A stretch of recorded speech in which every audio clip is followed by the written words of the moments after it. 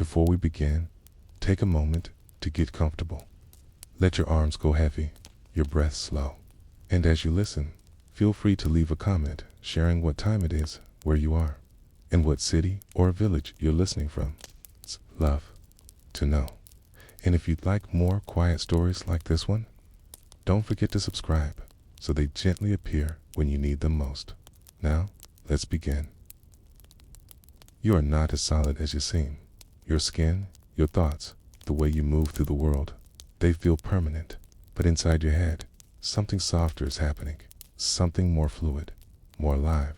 Your brain is not made of stone. It is not fixed. It is not still. It is a shimmering ocean of possibility, a field of connection, forming and reforming in slow rhythm. You are not a sculpture. You are a garden, always being tended, always growing, even now as you lie here, quiet, breathing, not doing anything at all. Your brain is reshaping itself. This is not poetic imagination. This is real. It's neuroplasticity, a word. That simply means your brain changes. It changes when you learn something new. It changes when you forget. It changes when you fall in love, and again when you grieve. It changes when you practice something over and over, and even when you imagine practicing it. And it changes most quietly when you're not trying to change at all. Right now, inside your skull, over 80 billion neurons are humming, some whispering, some reaching toward one another, some letting go. Every thought you think is not just passing through your brain. It is leaving a trace, a pattern, a pathway, a mark that says, we were here. Neurons, those strange little cells, don't work alone. They form networks. They connect through delicate branches called dendrites and axons, and they speak to each other through tiny gaps called synapses. And here's the miracle. Each time they fire together, when they send a signal, receive it, respond, their connection strengthens. They become more likely to fire together again. This is the essence of change, of learning, of becoming. You are not just shaped by what happens to you. You are shaped by how often it happens, okay? And how deeply you pay attention. Because the brain is always listening, always watching what matters most to you, and building itself around that. So if you practice kindness, the pathways for compassion become smoother. If you practice worry, those patterns grow stronger too. It's not as punishment, but as repetition. The brain believes what you do often, assumes what you return. Two must be important, so it makes those roads easier to walk. Like trails through a forest, thoughts you revisit often become well-worn paths. It's easier to find, harder to ignore. But this is not a trap. It is a gift, because you can choose new paths to do in at first. Those new paths may feel hard to walk, overgrown, unfamiliar. But each time you choose them, you leave footprints, and those footprints become trails, and those trails become roads, and those roads become habits, and those habits become you. This is how change happens, quietly, incrementally, as softly as breath. You might not notice it at first, but your brain is always changing, even in the quiet, especially in the quiet. Tonight, while you sleep, your brain will be pruning connections, trimming what isn't needed, strengthening what is. Neurons that fire together today will bond more tightly by morning, and those that weren't used, they may fade like paths no longer walked. This is not loss. This is wisdom. Your brain is always editing itself to reflect the world you live in, and so you shape it by how you live, by what you pay attention to, by what you return to again and again. And this reshaping isn't random. It has rhythm. It has purpose. When you learn to play a song, new circuits grow in motor areas of your brain. When you practice a language, regions for sound and syntax begin to expand. Even imagination creates change. Mental rehearsal. The act of vividly picturing something can strengthen neural connections almost as much as real practice. This means your thoughts don't just float, they build in your beliefs. They are just thoughts you've rehearsed often enough for your brain to etch them in. But beliefs can be changed too. And when they do, your brain follows, slowly, faithfully, with time.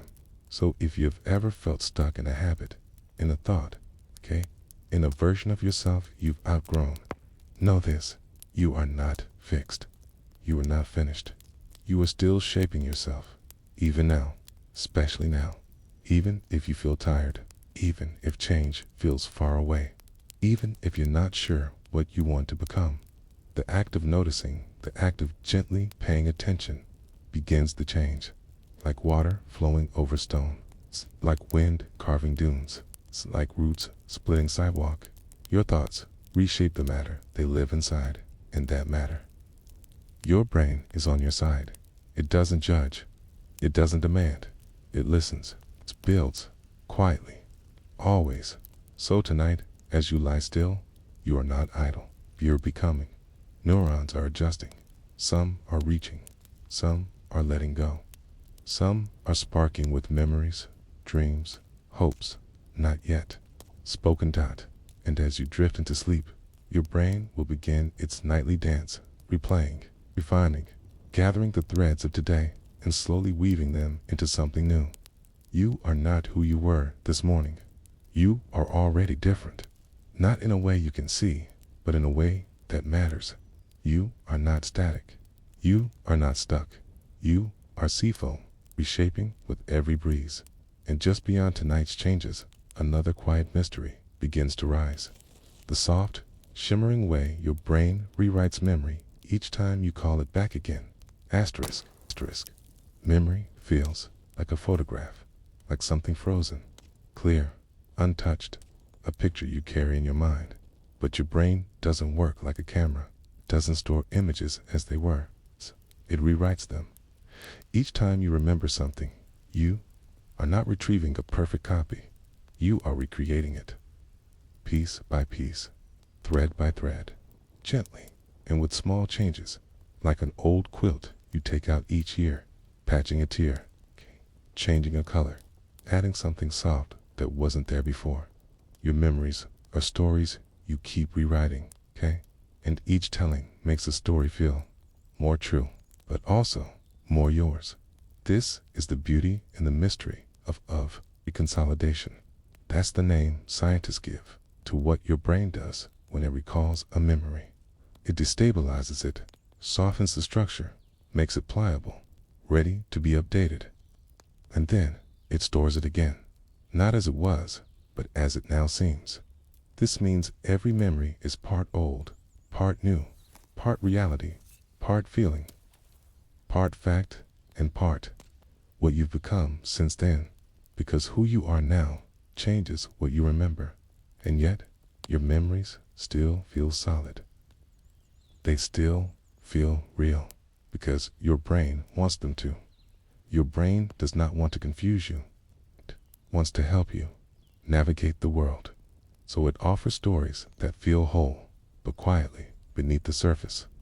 Those stories are being updated all the time. Imagine an artist who paints the same tree over and over. Every day, the tree is a little different. The light has shifted. The leaves have turned. The artist is different too. Older, wiser, maybe sadder, maybe freer. So each painting is a version of the same tree, and none of them are wrong. They are simply shaped by when they were made. Your memories are like that. Your brain is the artist, and time is the light that keeps changing how the tree appears. You may think of memory as something stored in one place, but really it is scattered. A sound lives in one region, a scent in another, the emotion in yet another place. When you recall a moment, your brain pulls together all these threads. It weaves them into a tapestry of experience. This is why memories feel so immersive. You don't just remember what happened. You remember how it felt, what the air was like, how your chest moved, what your heart knew before your mind understood. And sometimes that remembering is so vivid it stirs your body now. Your breath changes. Your shoulders tighten. your heartbeat echoes something long past, because in the brain, memory and the present are made of the same circuits. The same neurons fire when you remember fear as when you feel it. The same regions light up when you imagine a song as when you hear it. Your memories are alive in the present moment. They live in your body. They shape your decisions. They soften you or shield you. And they are deeply personal. No two people remember the same event the same way, because each brain stores the world through the lens of its own wiring, its own chemistry, its own need to make sense. Even siblings with shared childhoods carry different pasts inside them, because they noticed different things, because their feelings attached to different colors, different sounds, different meanings. Memory is not a recording. It is a composition. And like all compositions, it can be remixed. This is good news, because it means you are not stuck with the stories that hurt you. You cannot erase the past, but you can soften it. You can remember something painful and hold it differently, from a wiser place, from a gentler place, from the present, not from the wound. And when you do, your brain rewires that memory. It writes a slightly new version, one with more room to breathe. Therapists use this power of reconsolidation to help people heal trauma fatigued by reactivating the old memory and introducing new, safer emotions, new insights, new language. The brain stores it again, a little less sharp, and the pain becomes a little less immediate, a little more bearable, a little more integrated into the self. This doesn't happen all at once. It happens slowly, like ocean water smoothing a broken shell. And you don't need a therapist to begin softening your memories. Sometimes, it's just telling your story to a kind friend is enough to start a shift. Or writing it down. Or naming it out loud to the night. Because when a memory is witnessed, when it is held with warmth, your brain senses safety. And safety is the key ingredient in change.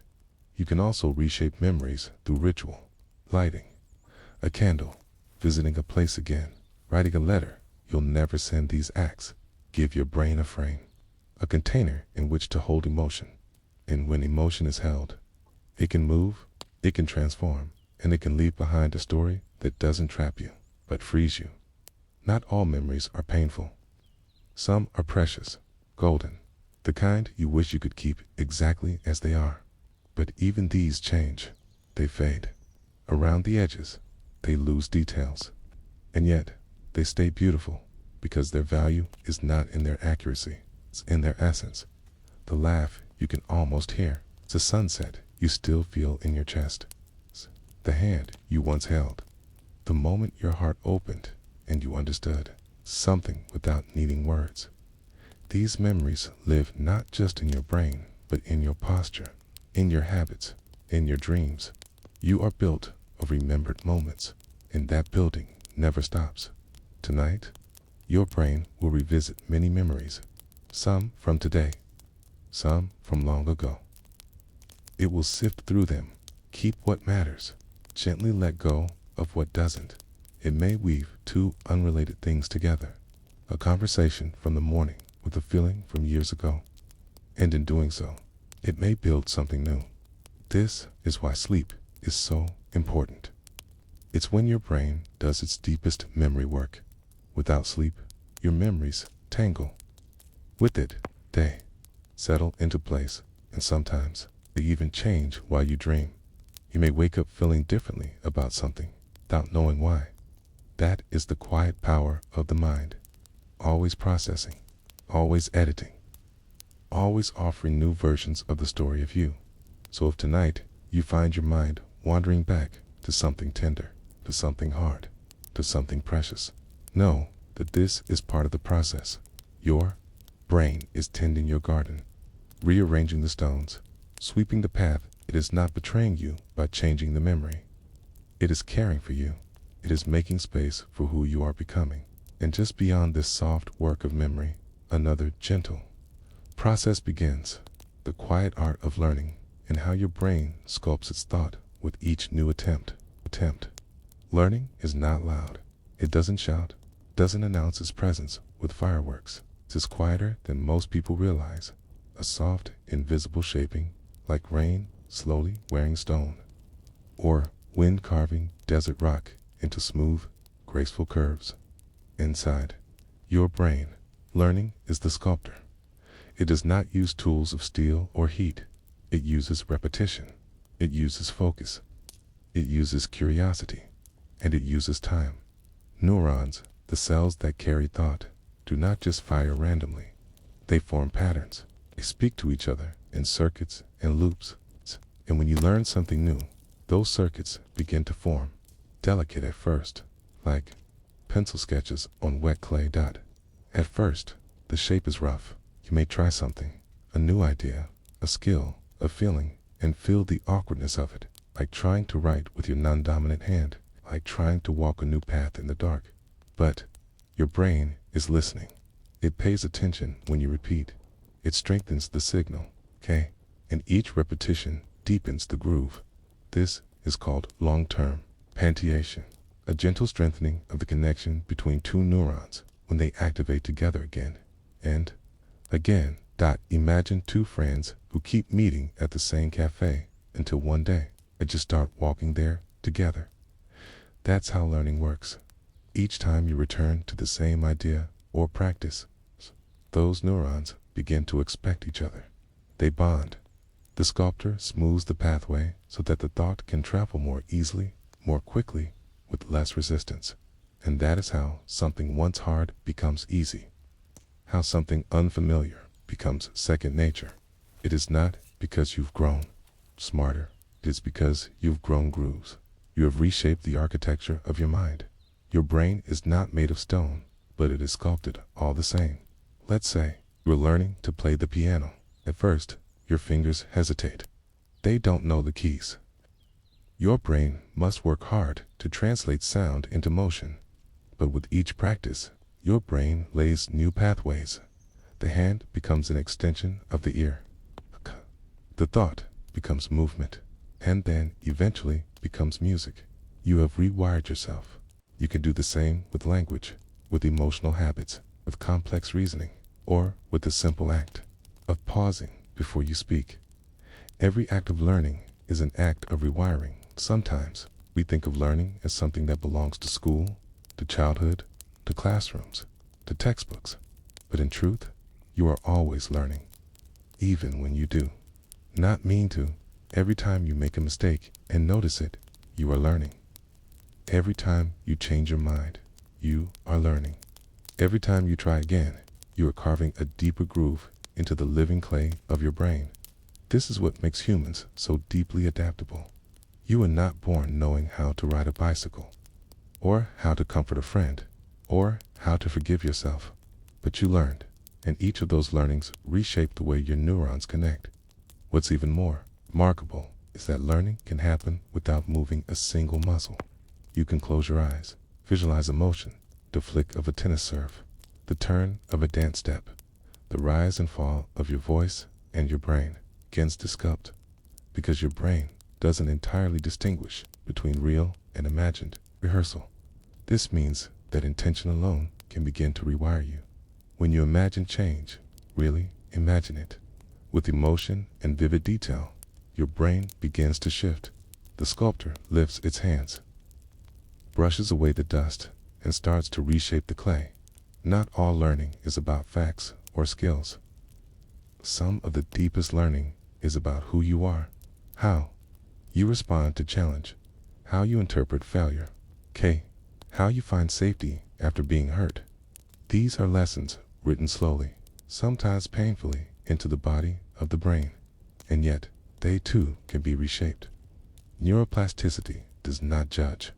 It only follows repetition. So, if you have learned to be afraid of your own voice, you can unlearn that by using your voice gently again and again. If you have learned to assume the worst, you can slowly train your mind to notice something kind. Not overnight, not all at once, but day by day, one gentle thought at a time. There is no final sculpted form, no perfect shape your brain must take. Learning is not about becoming flawless. It's about becoming fluid. It's becoming responsive.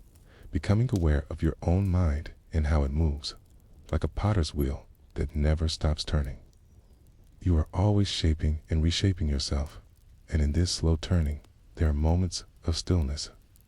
Moments when you feel a groove deepen, when you suddenly understand something that was murky before, and the sculptor in your mind sets that shape gently into place till it, too, is softened again by the next wave of learning. One of the quiet truths of neuroplasticity is that learning is not always upward. Key. You don't always get better in straight lines. There are days when you forget, when the groove feels shallower, when the clay seems to resist your hands. That's okay. The sculptor is patient. Your neurons are forgiving. Each return to the path counts. Each repetition, even if imperfect, matters, because your brain doesn't seek perfection. It seeks familiarity. And the more familiar something becomes, a movement, a word, state of mind, the more your brain wraps itself around it. So, be gentle in how you speak to yourself when learning feels slow, when the sculpture looks half-formed. You're working with living material, and living material always moves. So always breathes, always changes with time. Let your learning be like breath, inhaled slowly, held softly, released with care. Let it be like water, trickling over the same stone until even the hardest edge becomes smooth. Let it be like footsteps on a path that grows clearer, only because you've walked it so many times before. You are not meant to master yourself like a statue, carved once and left untouched. You are meant to be shaped by everything that reaches you, by each book, each smile, each broken thing that taught you to begin again. The sculptor in your mind does not stop, even as you rest tonight. It will continue, noticing what you repeated today, what you paid attention to, what mattered enough to leave an imprint, and it will carve just a little as you dream, because even rest is part of learning. And just beyond this quiet practice of shaping, another truth begins to rise, that what you focus on most is what your mind begins to nurture. Not everything in your world is noticed. The world is full of sound, of light, of motion, of meaning. Your senses gather more than your mind can hold. So your brain must choose, and what it chooses, what it allows into the small circle of awareness is called attention. Think of attention as a spotlight moving slowly across a quiet stage. The stage is vast, filled with props and dancers, memories and thoughts, emotions and impulses. Only what stands in the spotlight is truly seen, truly heard, truly remembered. This spotlight is small because your mind cannot illuminate everything at once. It must select, must focus, and whatever falls under its light begins to change. Because attention isn't just passive. It shapes, it sculpts, strengthens the paths in your brain where it lingers, like sunlight warming the part of the soil where the flower will bloom. Attention is energy. It feeds what it touches. Let's say you are learning something new, a language perhaps, or a melody. When your attention rests on it fully, your brain begins to organize around it. Neurons fire in rhythm, patterns emerge, and memory begins to form. But if your attention is scattered, if the spotlight flickers, the learning weakens, the imprint fades. This is why focus matters, not as discipline, but as nourishment. You feed what you focus on, and not just in learning even. In your emotional world, attention is a quiet gardener. If you dwell on fear, those roots dig deeper. If you turn toward gratitude, those paths strengthen. Your attention is not just a response to what's happening. It's a decision made again and again in moments so small you barely notice. The ancient mind used attention to survive. You scanned the tall grass for movement. You listened for sounds in the dark. You locked your gaze on the expressions of others, watching for threat or comfort. This wiring remains. Your brain still treats attention as a signal of importance. If you focus on something, Your mind believes this matters, even if what you're focusing on is worry or regret or a comparison. This is not your fault. Your brain is simply trying to help, but you can gently redirect it, not forcefully, not with judgment, just like you would turn your face toward the warmth of a quiet sun. Because attention can be trained like a muscle, like a rhythm. You can practice bringing it back when it wanders, not snapping it, but inviting it, welcoming it home.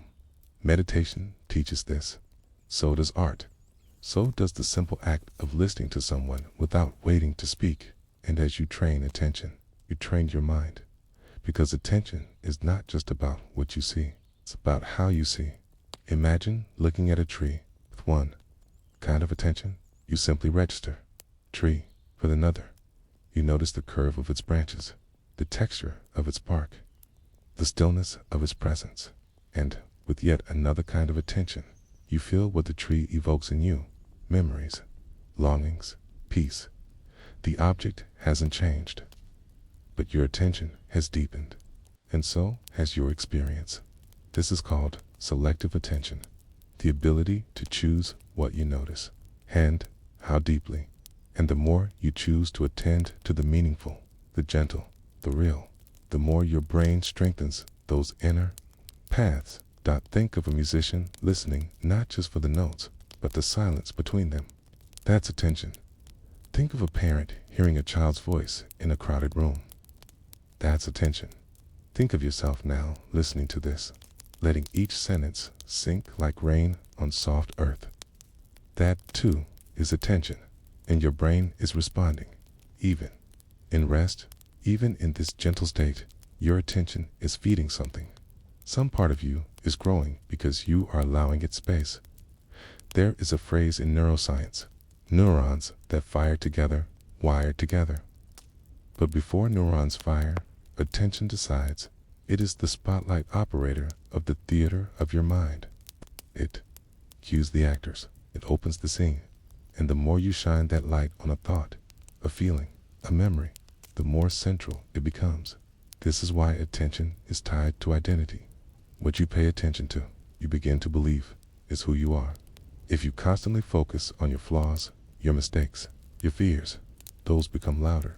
But if you begin to notice your efforts, your resilience, your care, those begin to define you instead. Attention is not delusion.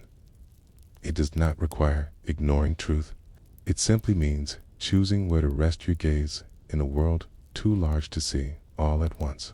Some people live as if the spotlight is out of their control, flickering, darting, pulled by every sound and screen. But you can reclaim it. You can slow it down. You can turn it gently inward, toward the breath, toward the pulse in your fingers, toward the memory of something calm. And from that place, your brain begins to settle. Your thoughts grow quieter. Stage grows still. This is how attention brings peace, not by changing the world, but by choosing how much of it you carry in your hands at any moment. And this is where mindfulness lives, in the space between noticing and reacting. When you hold your attention with softness, with curiosity, you create space for your mind to respond differently. Even pain changes under a different light. Even sadness softens when not rushed away. This is the quiet magic of choosing where to look, and like all things in the brain, it improves with practice. You can start with moments: a sip of water, the feeling of your feet on the floor, the shape of a cloud. Each small act of attention is a brushstroke on the canvas of your mind, and over time, it becomes more beautiful, more whole, more peaceful. Tonight, your attention is here, on this voice, this rhythm, this gentle thread of thought. Let it be enough. Let the spotlight rest here for a little while longer.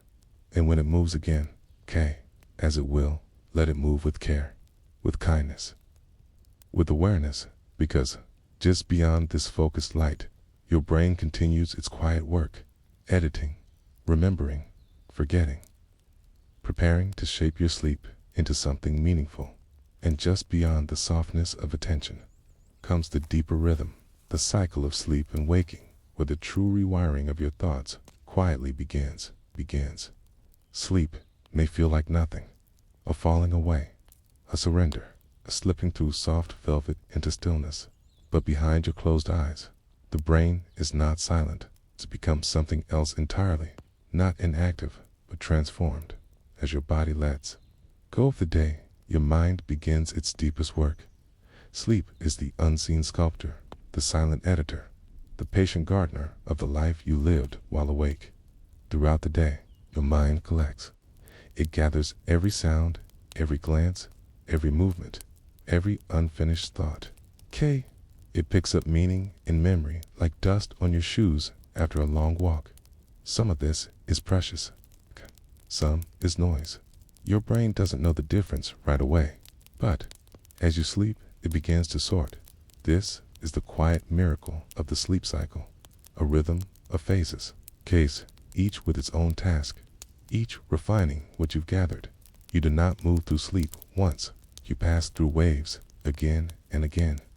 Each cycle takes around 90 minutes, and within each, your brain dances between light sleep, deep sleep, and dreams.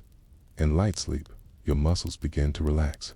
Heart rate slows, body temperature drops. Your brain starts letting go of conscious control. It softens its grip on the external world. Then, you sink into deep sleep, the most restful phase. Here, your brain begins its cleanup. It flushes waste, restores energy, and strengthens immune defenses. But deep sleep also holds a secret. This is when your memories are solidified. All the things you try to remember, a new word, a lesson, a feeling, are replayed. Your hippocampus, the brain's memory librarian, shuffles through the day's recordings, then decides what stays and what fades. Important memories are passed to your long-term storage, relocated from short-term shelves into the deep vaults of self. It is here that learning is made permanent. It is here that the sculptor presses firm, etching new grooves into the clay of your brain. And then, just when the mind has rested, you enter the most mysterious realm of all, REM sleep. REM, short for rapid eye movement, is when you begin to dream. Your eyes flutter behind your eyelids. Body remains still. You are paralyzed, but your brain is alight, active, electric, pulsing. Dreams rise like steam from the day's warmth. They do not always make sense. They do not always follow story or structure. But they are not random. In REM, the brain experiments. It links ideas. It plays out scenarios. Connects old memory with new feeling, like an artist blending colors on a wet canvas. This is called memory integration. It's how new learning finds a place in your emotional landscape. That conversation you had, it's that feeling you couldn't name. REM sleep ties it into the thread of who you are. It is as if the mind is stitching each piece of your day to the larger quilt of your life, and it does so while you rest, while you drift, while you dream. Even problem solving happens here. Scientists have found that people often wake from REM sleep with new ideas, new clarity, new insight, not because the problem was solved with effort, but because the brain worked quietly, rearranging its drawers until the answer was suddenly within reach. Sleep is not passive. It is not absence. It is not emptiness. It is refinement. It is the moment when your neurons whisper to one another in the dark. They decide which paths to prune and which to strengthen. They decide which connections were important and which were simply passing weather. Without sleep, this editing cannot happen. Your mind becomes cluttered. Memories blur. Focus scatters. But with sleep, the sculptor is allowed to work. What begins as chaos becomes form. What felt disjointed begins to braid. Even your emotional memory is shaped in sleep. If something upset you during the day, REM sleep gives your brain a chance to reprocess the emotion without reactivating the stress. This is one reason you can feel calmer in the morning. Not because the situation changed, but because the emotional edge has softened. The mind has refiled the event into a quieter drawer. This is how sleep becomes healing. And all of this happens without your will, without your awareness. You simply have to allow it. You don't need to try. You don't need to force anything. Sleep arrives like a tide, and the brain, like the shoreline, knows what to do. Some nights, sleep comes easily. Other nights, it drifts just out of reach. That's okay. Even rest, even quiet, lying down, begins to set the stage. The mind senses stillness, prepares its instruments. The sculptor sets down the day and picks up the chisel of night. It's interesting to note, your brain during REM sleep is nearly as active as when you are fully awake, but the type of activity is different. It is not goal-oriented, not outward-facing, not analytical. It is wandering, poetic, intuitive. This may be why dreams so often feel like metaphors, because the brain is working in symbol, not logic, and those symbols are part of how you heal. A staircase may represent progress. A locked door may echo a fear. A falling sensation may whisper uncertainty. The brain is speaking in the language of the subconscious. It is not always meant to be decoded. Sometimes it is simply meant to be felt. And in feeling, you release all day long. Your brain takes in. During sleep, it lets go. It exhales. It reorganizes the shelves. And when you wake, you are not the same. You carry the same body, the same name, the same memories, but your brain has shifted. Its connections have changed. Its rhythms have updated. You are subtly, quietly renewed. And this happens every night, even now as you sink deeper into quiet. Your brain prepares its cycle. It gathers the scattered threads of your thoughts, your feelings, your memories, and it begins to weave. Not all threads will be used. Some will be left on the table. Some will return another night. But those that matter, those that have been repeated, held with emotion, touched with awareness, will be selected, and they will become part of you. Tomorrow, you may not remember your dreams. You may not recall the way your brain tied one thing to another, but the changes will be there. Underneath, you will wake slightly more you than the day before. This is the quiet gift of sleep. It is not the end of thinking. It's the beginning of deeper thought.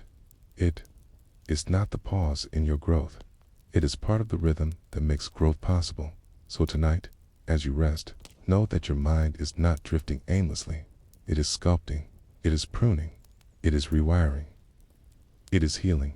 And just beyond this deep inner labor awaits something equally profound, a mystery still unfolding. How the mind and body speak through sensation and stillness. Some events do not pass quietly. They do not brush your mind like wind through leaves. They strike like lightning, sudden, loud, scalding. They leave behind something sharp, a mark, a scar, a silence. This is trauma, and trauma, though invisible, reshapes the living architecture of your mind. It does not just live in memory. It lives in structure, in the way your brain wires itself after the moment has passed, because your brain is built to protect you when danger appears, real or perceived. Your nervous system flares, adrenaline floods, cortisol sharpens alertness, its heart rate climbs, muscles tighten. Your brain encodes every detail, sights, smells, sounds, faces, not for story, but for survival. It tags these sensations as threats. It builds quick pathways to future reaction, and if the trauma is intense enough or repeated, over time, those pathways become deeply ingrained.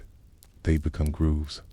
The amygdala, your brain's fear center, becomes more reactive. It begins to signal even when no danger exists. The hippocampus, which forms coherent memory, may shrink or falter. Its traumatic events become fragmented, stored in pieces instead of wholes. In the prefrontal cortex, the region that calms, reasons, regulates, loses influence. Like a gentle conductor, silenced by the blare of sirens. This is how trauma lingers, not just in thought, but in the way your brain fires. A sound startles you more than it should. Scent pulls tears from nowhere. A word locks your breath in your chest. This is not weakness. This is biology. Trauma leaves your brain in a state of watchfulness. The body remembers, even when the conscious mind tries to forget. But memory, in this case, is not just a story. It is a state. Trauma is the nervous system learning a new baseline. Always prepare, always tense, always defend. It's like walking through life with a foot pressed halfway on the gas, even when the road is calm. But here is the soft truth. This, too, is plastic. This, too, can change. The grooves of trauma are deep, but not permanent. The mind that formed them can also form new ones. This is the gift of neuroplasticity, the ability of your brain to rewrite its own map. And healing, while not instant, is real. It begins with safety, not just external, but internal. Your brain needs to know, again and again, I am not in that place anymore. I am here. I am now. Each repetition matters. Each calm breath, each gentle moment of presence, they are signals. They whisper to the amygdala, you can rest. And over time, the signal gets through. The hippocampus begins to stitch memories back together. The prefrontal cortex reasserts its voice. Regulation returns. Even the structure of the brain can reflect this healing. Studies show that with therapy, mindfulness, movement, the very shape and volume of brain regions can change. Like a forest regrowing after a fire once blackened its trees. Still, healing is not forgetting. It is not pretending the pain did not happen.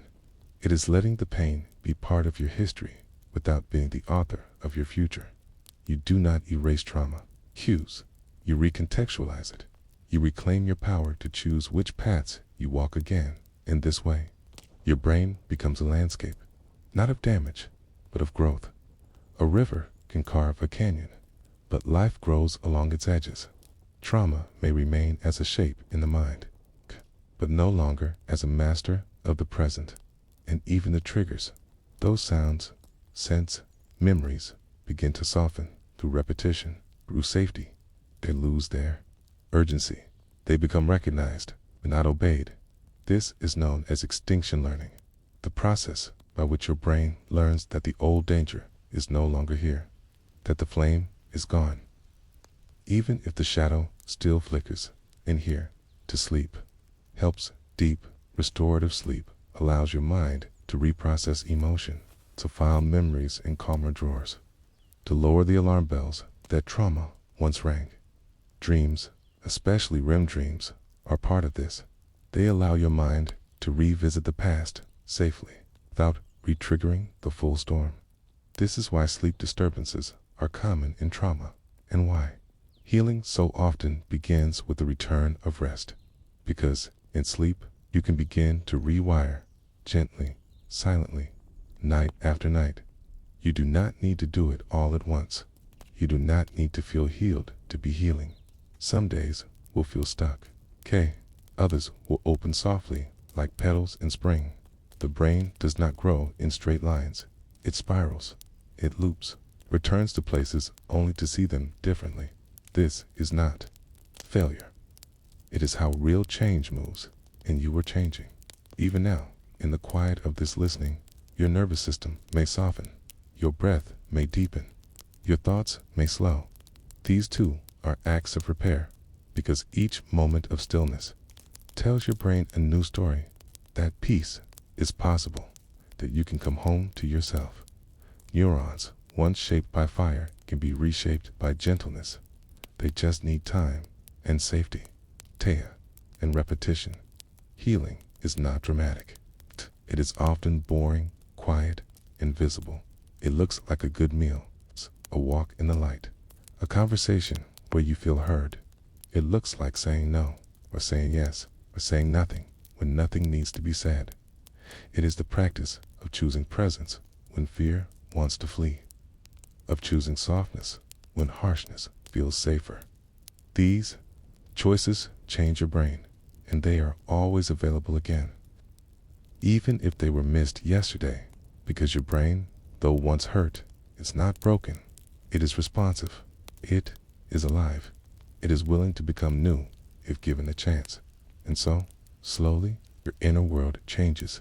The grooves deepen, not the grooves of trauma, but of calm, of choice, of connection. You learn, again, how to feel safe in your own skin. You learn that not all silence is danger, that not all stillness is waiting, that sometimes it is peace. And when the old paths call, when memory or feeling rises like a tide, you greet it, not with panic, but with awareness. You walk beside it. You breathe through it. You make space for it without letting it take the wheel. This, too, is healing, not removal, not forgetting, but rebalancing. And in the gentle rewiring of trauma, the mind begins to make room for something more, something ancient, something present, the slow return of imagination, the quiet rebuilding of joy, the readiness for love, the willingness to trust. Even in the deepest forests, sunlight finds its way through. Even in minds once shaped by fear, hope rewires a path, and just beyond the story of survival waits the story of connection, of how the brain speaks to the body in feeling, in rhythm, in breath, in breath. Close your eyes, not to fall asleep just yet, but to look inward, to imagine a soft flicker begins behind your forehead. Not quite a memory, not quite a dream, a scene forming in your mind. You're tying your shoes, speaking to someone, walking into a room, lifting your arm, reaching your goal. Nothing moves, and yet everything does.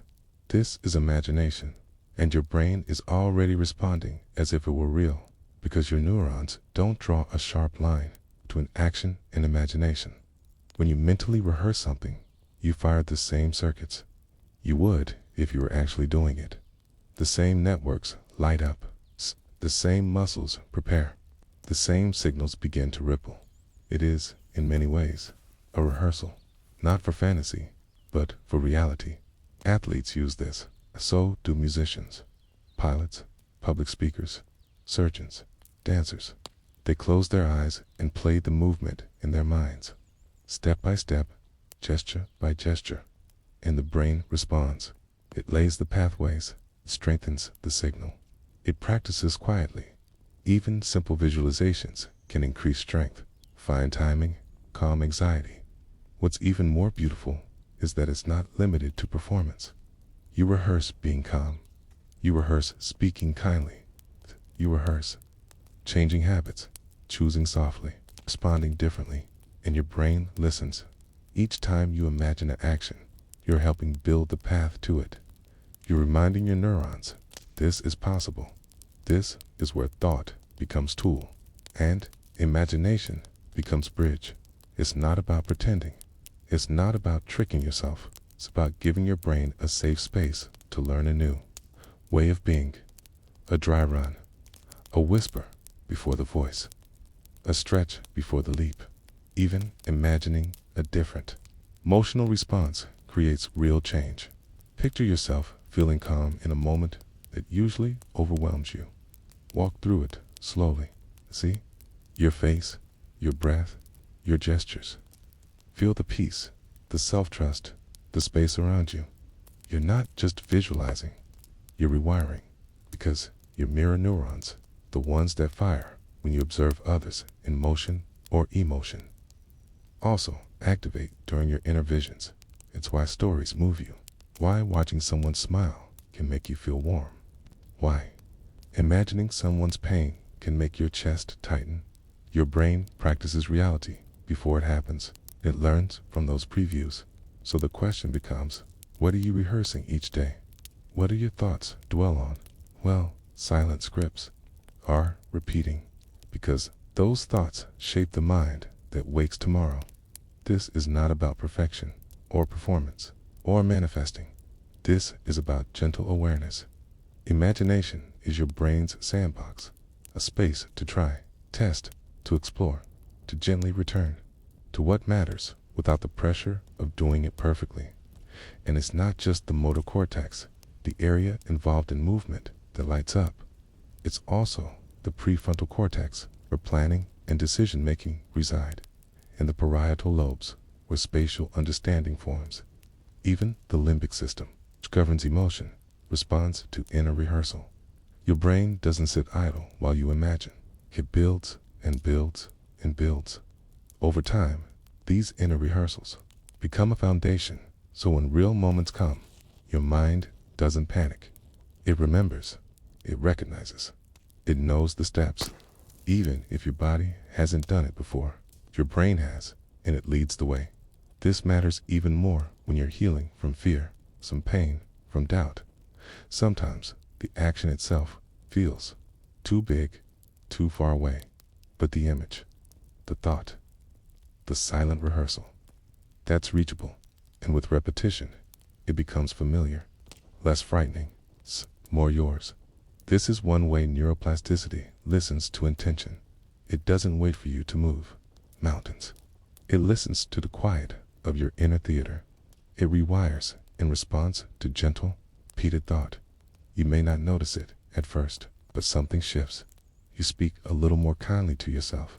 You hesitate less. You walk through a once scary doorway with a steadier breath. And when you do, it's not luck. It's the brain saying, yes, I've seen this before. Yes, I've walked this path inwardly. And now I am ready. Even children do this naturally, okay? They imagine entire worlds. They rehearse adulthood in games. They try on roles, feelings, voices. Their brains are wiring faster than ever, and imagination fuels the process. But as adults, we sometimes forget that this tool is still within us. That imagination is not the opposite of reason, but its companion. That the nervous system needs rehearsal as much as it needs rest, and imagination, when used softly, is a kind of rest. A rest from pressure, a rest from failure, a space to practice being without being watched, a mental womb for what is not yet grown. Even mindfulness, often seen as pure presence, invites imagination. When you breathe calmly and picture your thoughts as clouds, you're using metaphor, a form of imaginative framing. When you send kindness to someone in your mind, you rehearse compassion. The brain doesn't care that it's happening in thought. It encodes the pattern all the same. Visualization practices used in therapy, sports, music, healing, they all rest on this truth, that imagining something deeply begins to make it real in the circuits of the mind. And it's not just about positive things. You can rehearse boundaries. You can rehearse saying no. You can rehearse leaving what no longer serves you. These are hard acts, but imagined calmly, repeated gently, they become easier. You give your brain the chance to try without consequence. You build a memory of something that hasn't happened yet. So tonight, as your body rests, you might notice your mind wandering. Let it rehearse kindness. Let it rehearse healing. Let it rehearse that thing you've wished to do but haven't done yet. Let it build pathways no one else can see, because imagination isn't childish, it's evolutionary. It allows us to change before life demands it. It allows us to become before we are asked to act. And tomorrow, when you find yourself doing something you once only dreamed of, know that it started here, in quiet, in stillness, in rehearsal. And as the rehearsal deepens, you'll notice another strange gift rising. It's a sense that your thoughts are not merely reflections, but bridges. And on the other side of those bridges waits something else entirely. The beginning of your patterns, where feedback loops, once unconscious, begin to reveal their shape. There is a rhythm to your thoughts, not random, not fleeting, but patterned, like a slow drip of water that shapes stone. One thought becomes two becomes a tendency becomes a worldview, and it all starts quietly with one whisper. Inside your mind, a voice, not always yours, but familiar. It may say, I can't. I always mess up.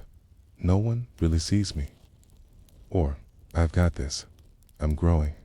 This will pass. Whatever the voice, your brain listens, and it responds. Neurons fire in sync.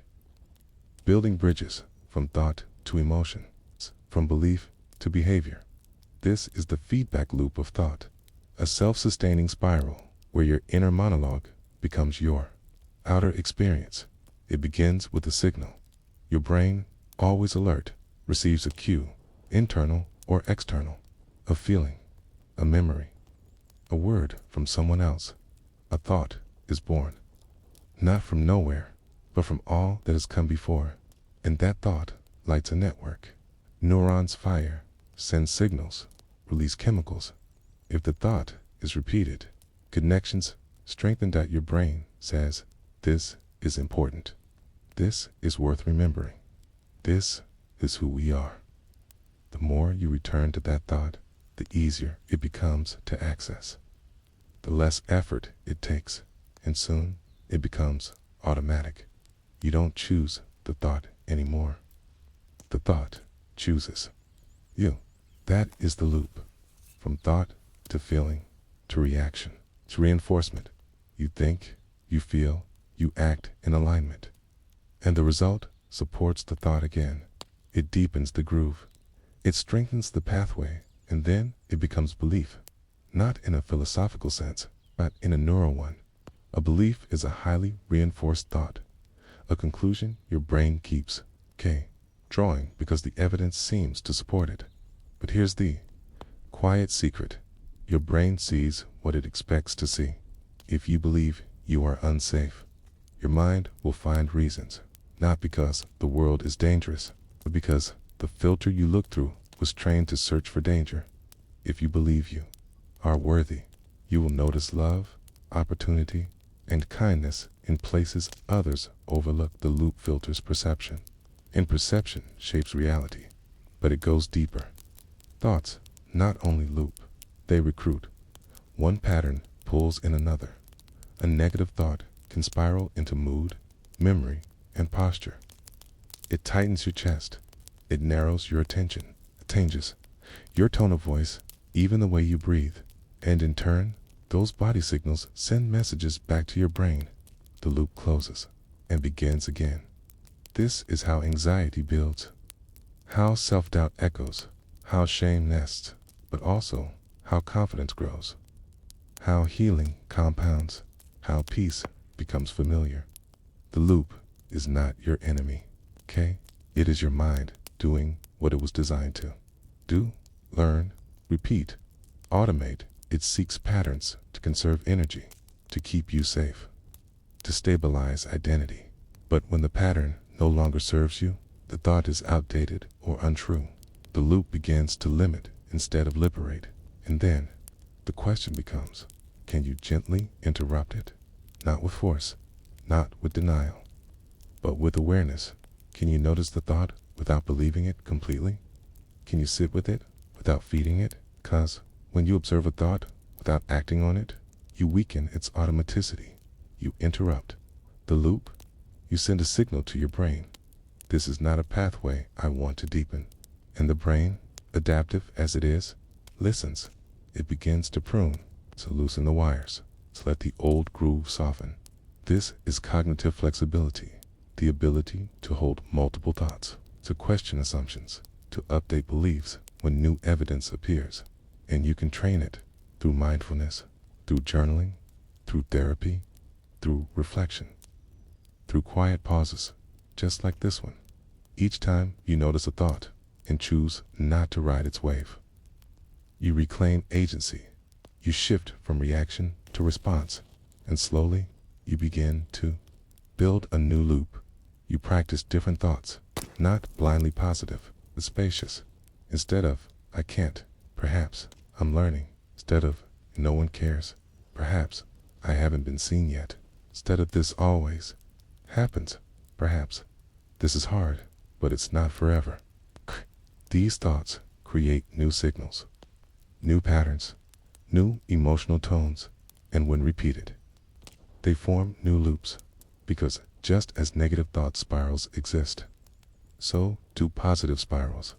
A thought of self-compassion leads to softer behavior, which leads to a calmer response, which reinforces the belief that you are worth being kind to. The loop becomes a spiral upward, and the brain, that brilliant rewiring organ, supports it. It releases dopamine, not just in success, but in expectation, in practice, in hope. You don't need perfect thoughts, just repeated ones, ones that align with how you wish to feel, how you hope to grow, and when the old loops return, as they will, you meet them with patience. You remember that the goal is not to silence all thoughts, but to become their gentle observer, to choose which ones you amplify, which ones you rehearse, which ones you let pass like clouds, because not all thoughts are true. Not all thoughts are you. Many were planted long ago by family, by culture, by fear. They grew roots, not because they were right, but because they were repeated. And now, in this quiet space, you have the power to decide which roots to nourish.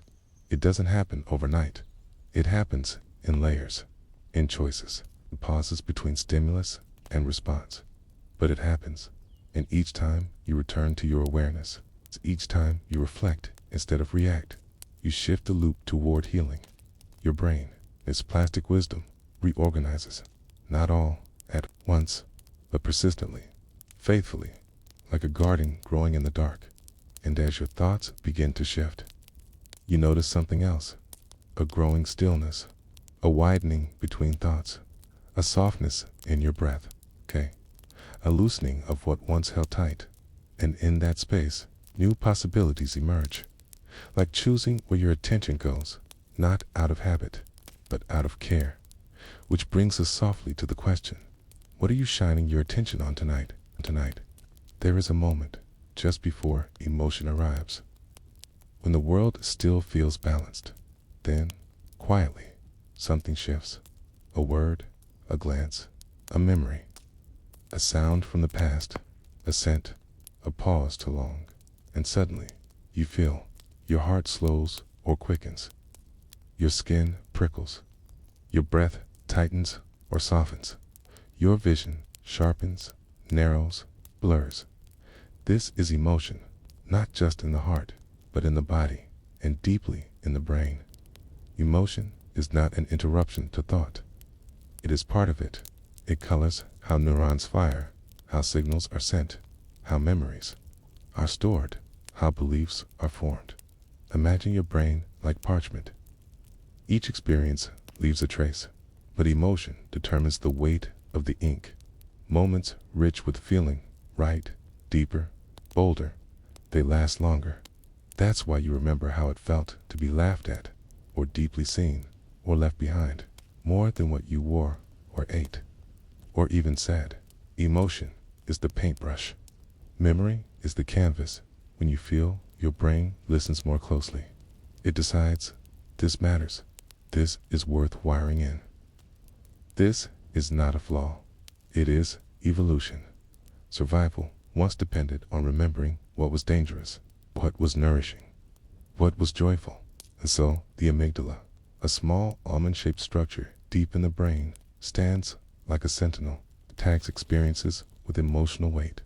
High. Emotion means high priority, especially fear, especially loss, especially love. But there's more. Emotion doesn't just color memories, it also speeds up learning. When you're emotionally engaged, your brain lights up more fully, more regions communicate, more pathways open. That's why stories move you more than data. Why music can lift or shatter your mood. Why a gentle voice can soothe fear faster than logic. Emotion carries meaning. It brings depth to thought. It binds experiences into patterns, and it works both ways. Thoughts can spark emotion, but emotion can also spark thoughts. When you feel sad, your mind recalls sad memories more easily. 8. When you're anxious, you predict danger, even where there is none. This is called mood-congruent memory, the tendency of your mind to reach for thoughts that match your current emotional tone. So a single feeling, Left unexamined, it can spiral. It can shape your perception, influence your decisions, narrow your world. But it doesn't have to, because awareness changes everything. When you notice emotion, it's not as identity, but as a passing state. You step outside the loop, you say, this is a feeling, not a fact. You let it rise without grabbing it. You let it move without running from it. And in that quiet space, your brain does something miraculous. It begins to rewire. You allow the feeling without acting on it. You bring presence to the emotion rather than judgment. And slowly, the association weakens. The ink begins to fade. Even painful memories can be rewritten, not erased, but softened. This is what happens in therapy, in meditation, in journaling, in reflection. You bring light to what was once held in shadow, and the brain, fluid, listening, alive, adjusts. The same stimulus no longer evokes the same overwhelm. You still feel, but you are no longer consumed. You are witnessing instead of drowning. This is emotional plasticity, the ability to feel fully without becoming the feeling itself. It takes time, because strong emotions don't just live in the mind. They echo in the nervous system. A long-held grudge can tighten the jaw for years. Grief can live in the shoulders. Shame can curl the spine.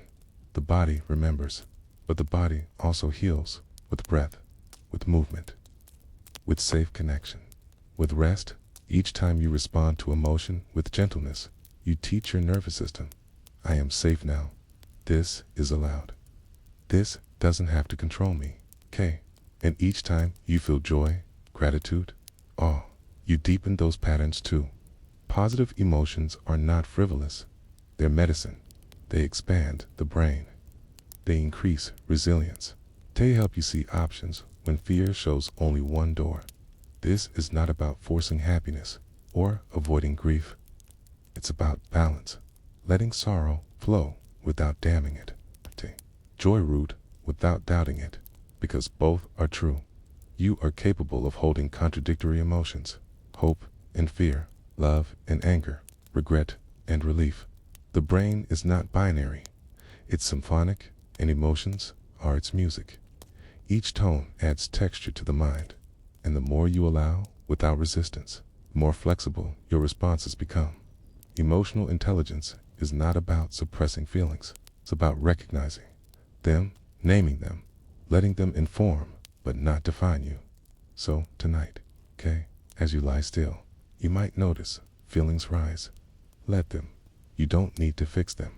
You don't need to act. Just watch. Like clouds, they form, they move, they change. In your mind, so deeply shaped by emotion, softens with witnessing. You begin to trust that no feeling is permanent, that all emotions are messengers, not masters, that even in grief, there is space for beauty, that even in fear, there is room for breath. And when you return to a memory painted in bold emotion, know this, you can add new strokes. You can sit with that moment and bring compassion. Where once there was only pain, you can rewrite how it lives in you, not by forgetting, but by expanding. You can feel and still be free, because your brain, your beautiful, changing brain is always learning, and emotion, when held gently, becomes the brush of transformation. A single feeling, welcomed with grace, can ripple outward into new thought, new memory, new mind. And all it asks is this, to be seen without shame, to be felt without fear, to be named without noise. What feelings are coloring your mind tonight, and how gently can you hold them? There is a rhythm in nature, waves that wash the shore again and again, smoothing stone, shaping sand, changing landscapes without hurry, trees that sway with wind. Season after season, each leaf a silent repetition of the ones before it. Birdsong. At dawn, heartbeat in sleep, tides in their pull. Breath in its cycle. Repetition everywhere. Soft, relentless, powerful, and inside you.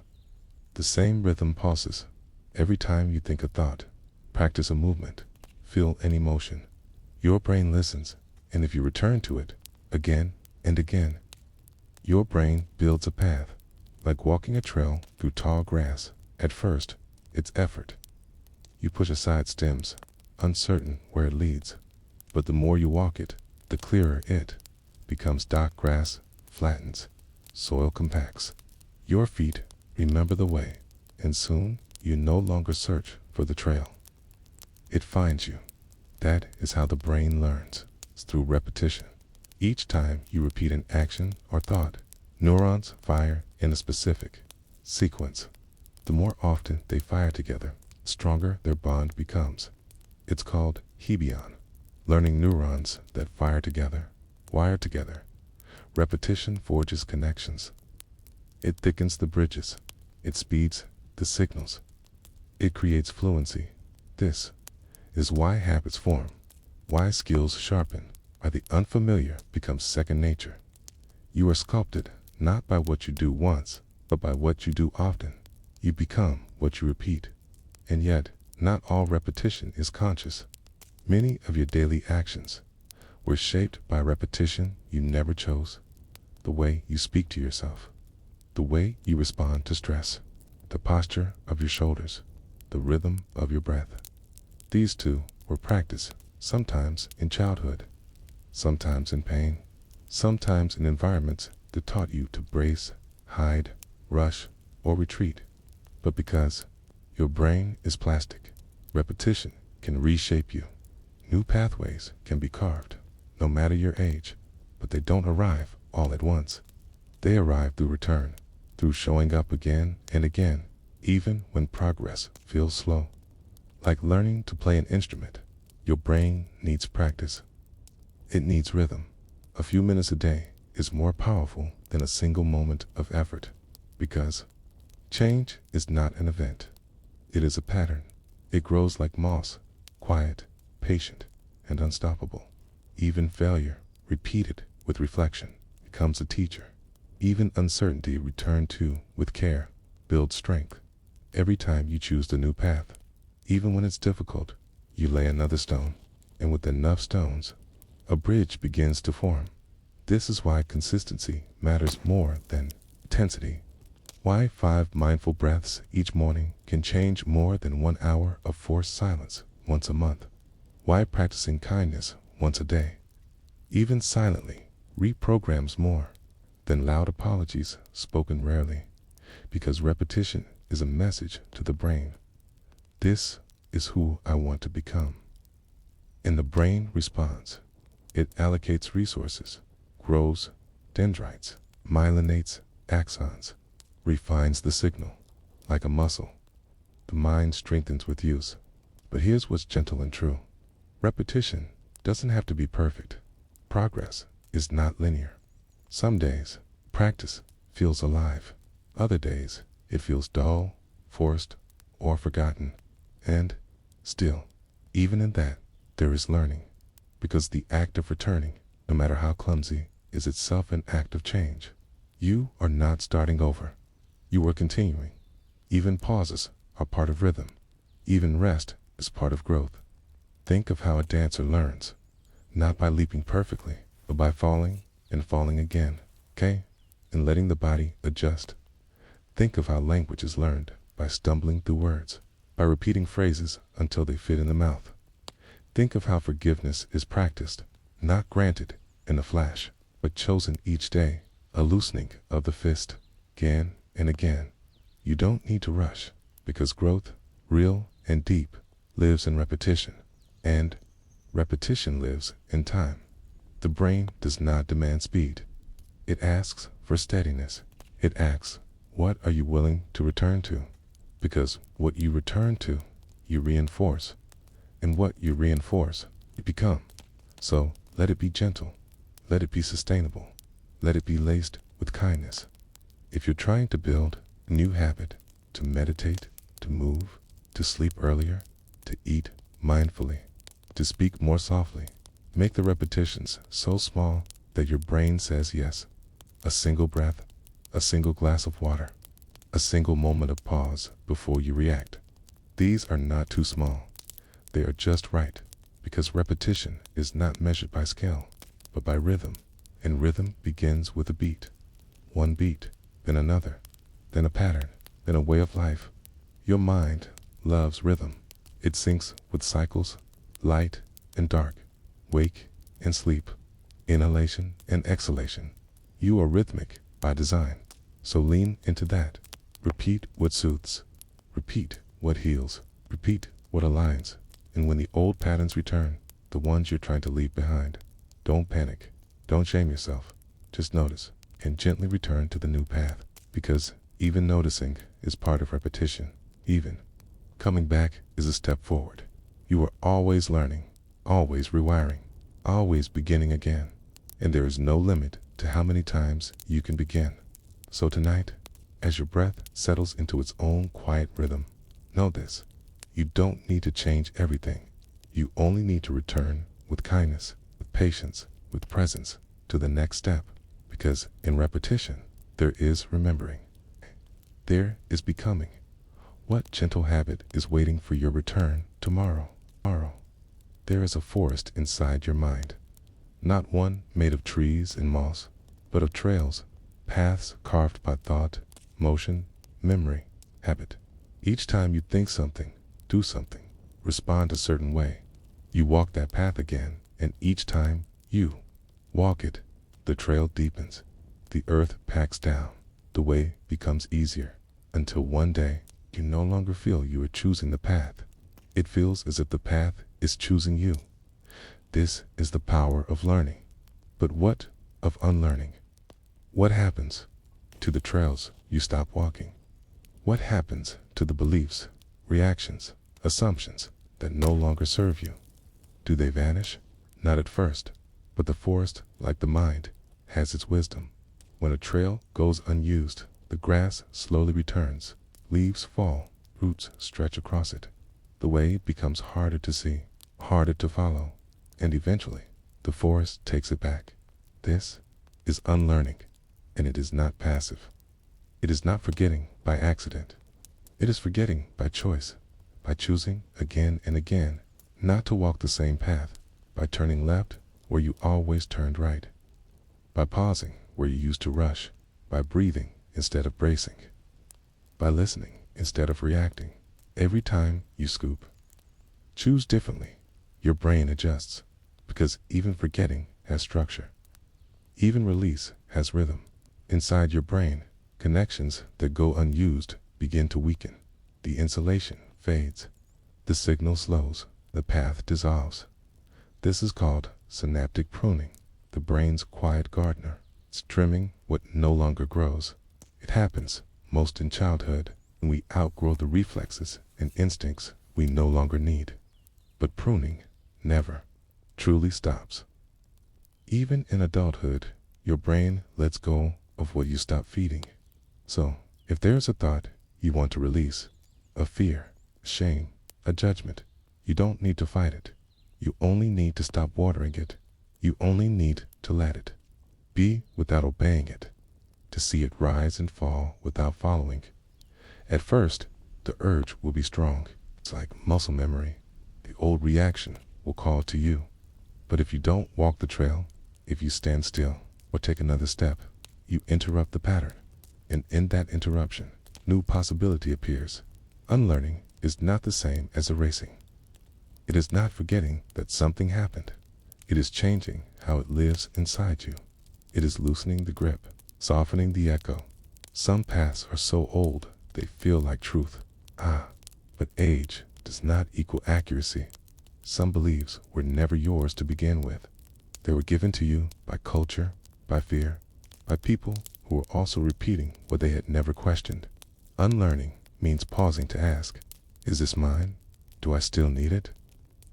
Does it still serve who I am becoming?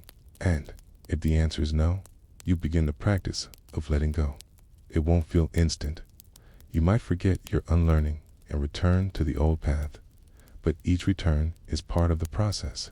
Each time you notice, without shame, you strengthen the new, because attention is nourishment, and what you attend to grows. You may not see the change at first, It may feel like nothing is happening, but under the surface, the brain is listening. It is updating. It is reshaping. The old pathway, without your return, begins to fade. Unlearning is not absence. Okay? It is transformation. Think of the child who learns that fire is hot. The reflex to reach burned once is slowly replaced by caution, not by erasing the desire for warmth, but by rerouting the instinct. You can love the fire, okay, and still choose not to touch. You can love someone and still unlearn a pattern of pain. You can carry memory without carrying a wound, because unlearning is also healing. It is the process of returning to yourself beneath the pattern, and it can be gentle. You don't need to force the forgetting. Just repeat the new, and over time, what no longer fits will fall away. Some of the most powerful changes happen not with effort, but with presence. You watch yourself think, hear the old voice rise, and you smile, not because it's true, but because you recognize it, like an echo from another time. And then you do something new.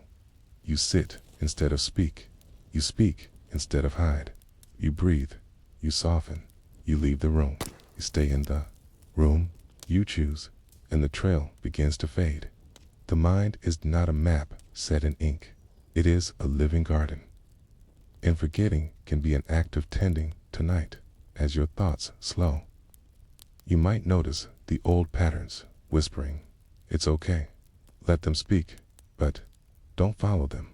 Let the trail grow soft with moss.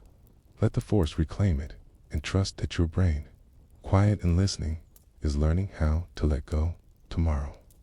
You awake with a mind slightly changed, because even sleep helps unlearning.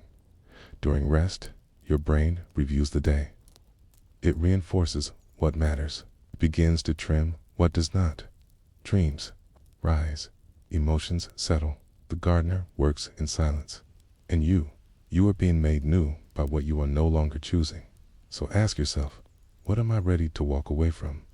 And what am I willing to return to instead? There is a quiet intelligence in your limbs.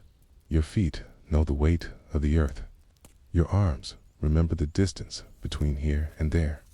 Your spine learns the art of uprightness, and your breath matches pace with motion, as if it always knew. How? You may think your brain alone is the conductor, but in truth, your body is not simply following instructions. It is part of the thinking itself.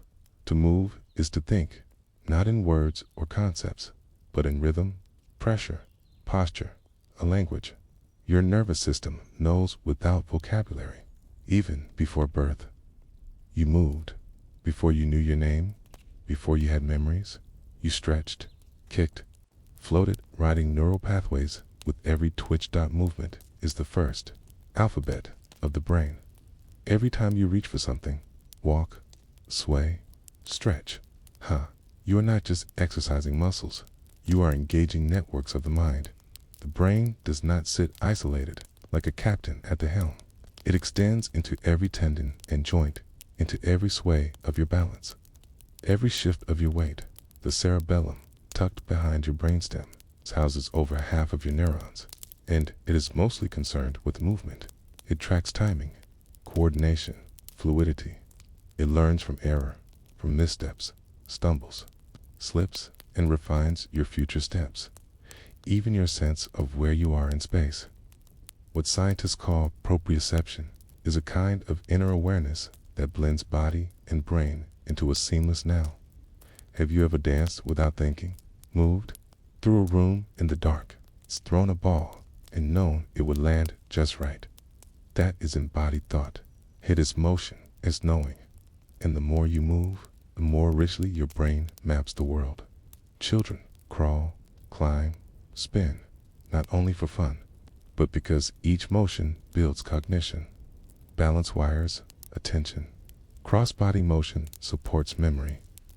Fine motor control echoes into speech. Movement is mind-shaping, and it doesn't end with childhood, even in adulthood. New motion opens new mental doors. When you learn a dance, a martial art, a yoga sequence, your brain responds not with repetition alone, but with new growth. Neurons fire in unfamiliar sequences. Muscle fibers connect to thought. Balance challenges the brain's expectations. Every step forward is also a step inward. And when you stop moving, not just momentarily, but for days, weeks, years, the brain begins to quiet in those regions. Unused pathways thin, reaction slows, awareness narrows. You don't need to run marathons. Even simple motion, gentle walking, stretching, standing, swaying, reminds the brain of its reach.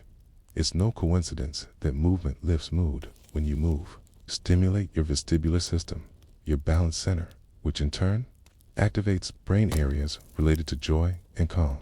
You also release endorphins, increase circulation, wake up the prefrontal cortex, the part of your brain that makes decisions, regulates emotion, chooses your response.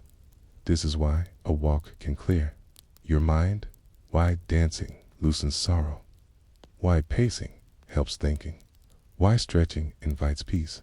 Even the rhythm of walking, left, right, left, seems to echo the cadence of thought itself. Philosophers walked, writers walked, problem solvers paced in quiet rooms, because motion often unlocks stillness, and stillness often emerges through motion.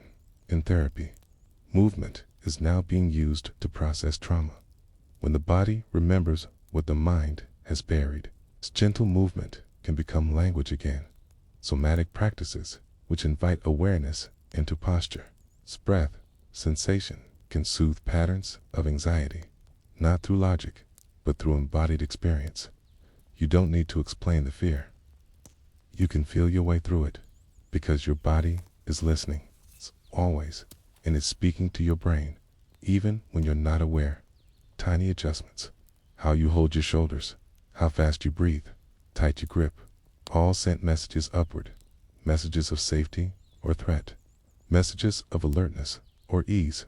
So the way you move shapes how you feel, and how you feel shapes how you move. It is a circle, not a line. And it means this: you can begin from either side. You can think a calming thought, and your shoulders will drop. Or you can drop your shoulders, and your mind will begin to calm. This is why mindful movement matters, because motion, done with presence, rewires more than just muscle memory. It rewires your patterns. When you move slowly, with awareness, you change your relationship to time. You inhabit each second more fully. You awaken the inner listener. You breathe as if it matters, and the brain listens, and it reshapes. Even something as simple as standing up slowly can be a meditation. It can be a declaration. I am here. I am present. I am whole. Some researchers now believe that sedentary living dulls creativity, that imagination lives not only in abstraction, but in physical rhythm, that the brain needs motion to think new thoughts. Consider how ideas arrive, not always at the desk, but in the shower, on the walk, in the stretch between tasks. Motion unknots thought, and perhaps it's always been this way. After all, early humans walked and hunted and wandered. Their brains evolved not in stillness, but in flow. They read the language of tracks, weather, wind, shadows, by moving through them. Your brain is made for movement. Even dreams reflect this. Watch a sleeping animal twitch. They are rehearsing motion, embedding patterns. You do this, too. Your REM cycles are filled with imagined motion, and your brain records it as if it were real. The mind does not always distinguish between actual and imagined movement. So, even visualizing motion, a stretch, a reach, a climb, can trigger real neural change. And when that imagination meets real action, the pattern becomes even stronger. That's why practice works, why small repetitions matter, why warm-ups are not just physical, but cognitive. You prime the brain by engaging the body, and in return, the brain refines the motion. This loop from body to brain to body is always alive. So tonight, before you sleep, try this. Stretch your hands slowly. Let them open and close. Notice the breath as it moves with you. Circle your shoulders. Feel the weight of your body. Let your spine settle like sand in a jar. Let yourself be heavy and light at once. And know that even this simple, silent motion is reshaping your mind. There is no effort required, no goal to reach, just to return to the rhythm that your body never forgot. Because movement is not separate from thinking. It is thinking informed. And as you rest, your brain will remember. It will review the motions, strengthen the patterns, refine the balance. Even stillness is a form of motion when it is conscious. And tomorrow, when you walk again, your mind will move with you in ways you may not even see. What quiet shift will begin with your next step? Inside your brain, language is not just stored, it is lived. Each word you know is not just a label for a thing, but a pathway, a bridge between what you feel and how you shape it into sound. Language begins before speech. Before you can form a sentence, your brain listens. It maps rhythm, tone, breath. It learns where a voice rises, where it falls. It learns lullabies before it learns names. And even now, you don't think in full grammar before you speak. Words come as if summoned by something deeper. That something is a vast network, stretching across your brain, connecting vision, sound, memory, motion. Language is not stored in one place. It is not housed in a single vault. It is scattered, woven, shared. Parts of your brain that process music also process prosody, the rhythm and melody of speech. Parts that manage motion also help with signing, pointing, writing. Language is not only spoken. It can be seen, felt, gestured, and every new form opens a new path in your brain. If you've ever learned a second language, or even tried to, you've felt this at first. The words feel heavy, separate. You translate in your mind before speaking, but slowly, through practice, through error, through listening, a shift occurs. One day, you don't translate, you simply understand. That's because your brain has rewired. It has built new roads, new automatic patterns, and with each road, a new way of thinking arrives. Some cultures have no word for left or right, only cardinal directions, so their speakers know where north is at every moment. Others use different words for shades of color or kinds of snow, tilting the mind toward subtleties. Another language might blur. Language shapes attention. The grammar you use affects how you remember. In some tongues, you must note whether you saw something yourself or heard it secondhand. In others, you must always mention time, past, present, future, even if it doesn't matter. So the brain adapts. It learns to notice, to code, to recall based on the structure of speech. Learning a language is learning to think differently, even your inner monologue. The quiet voice you hear when you're reading this is shaped by the words you've learned. The richer your vocabulary, the finer your emotional precision. To name a feeling is to locate it. To locate it is to begin understanding it. When children learn new words for emotions, like frustration, longing, relief, they also gain new ways to regulate those feelings. The word becomes a tool, a handle, and this doesn't end in childhood. As an adult, you are still growing your inner dictionary. Each new word you learn refines your thought, because language is plastic, Just like the brain, when you rehearse a new sentence, when you play with a metaphor, when you write poetry, you are sculpting your mind. You are stretching the possibilities of how you feel, how you think, how you connect, and language is more than utility. It's music. It has rhythm, cadence, breath. There's a reason lullabies soothe. Why some poems calm you. Why a soft-spoken voice can slow your heart rate. Your brain receives its tone even before it decodes content. When someone whispers kindly, your nervous system listens, not just to the words, but to the vibration. Even silence, when intentional, has meaning. The pause between phrases. The space where breath enters. The quiet after a question. These are not voids. They are architecture. They shape how the words land. They give the mind time to feel. In music, rests are as vital as notes. In speech, silence gives depth.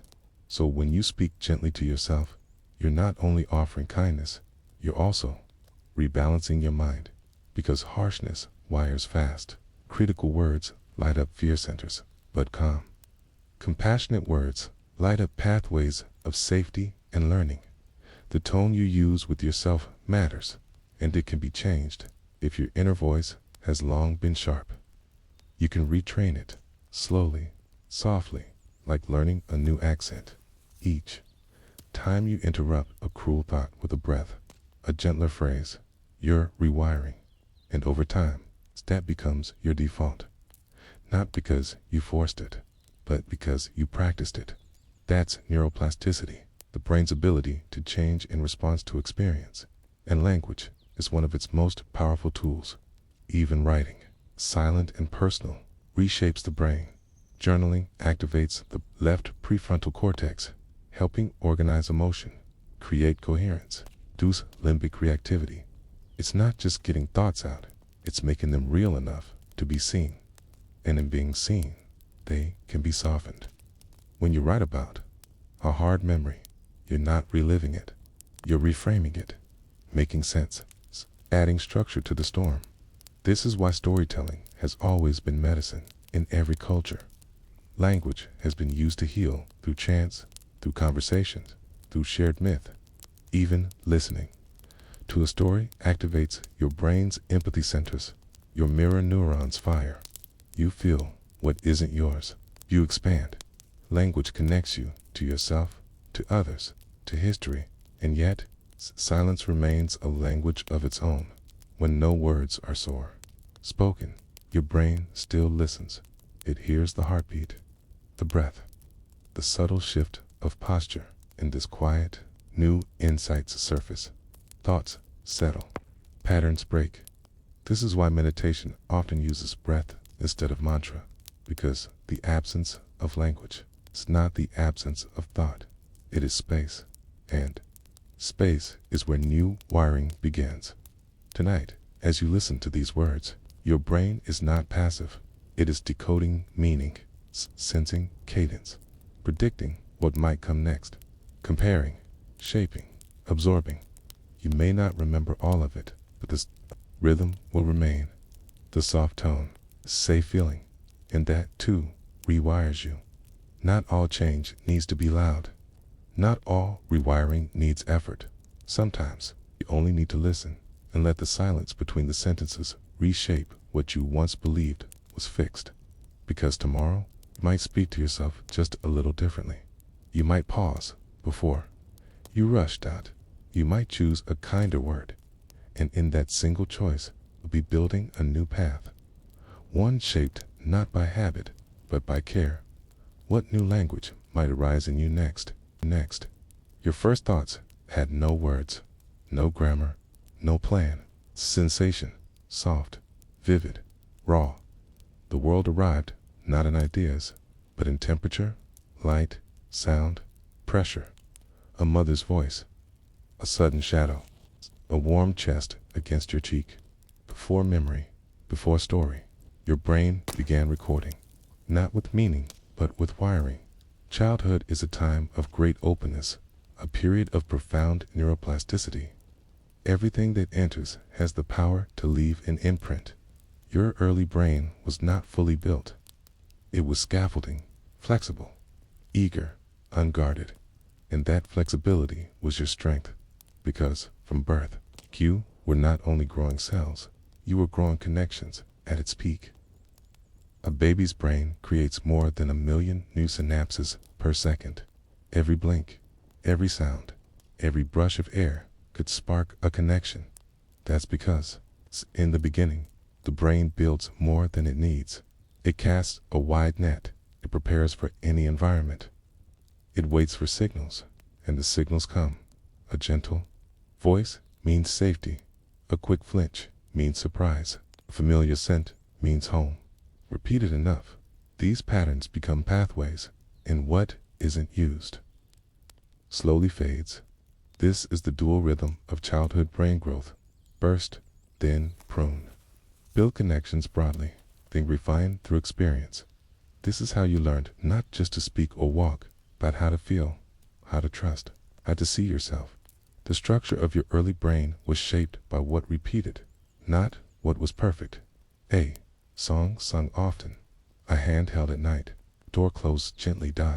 These became neural footprints, your emotional blueprint. The science calls them sensitive periods, windows of time when the brain is especially open to learning certain things. Language is one, vision is another, attachment is one. 2. If the input comes in time, the brain wires effortlessly. If it doesn't, the pathways remain less defined. But these windows aren't doors that slam shut. They're more like skylights, wide open at first, then narrower with time. Even now, you still carry some of that early softness. Your adult brain can still learn, still grow, still heal. But childhood does something special. It sets the tone, not the fate, not the final path, but the first notes in a melody you carry for life. The way a child is held becomes the way they hold others. The way they are heard becomes the way they listen. The way they are calmed becomes the rhythm they use to calm themselves. These are not lessons taught with words. They are lessons absorbed through presence, repetition, emotion. That's why children can learn languages so quickly, songs so easily, games so intuitively. Their brains are not evaluating. They are mirroring. They don't ask, should I learn this?